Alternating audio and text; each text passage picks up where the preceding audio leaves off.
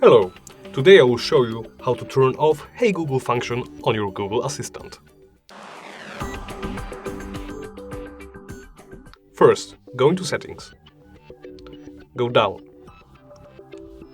You need to access Google tab.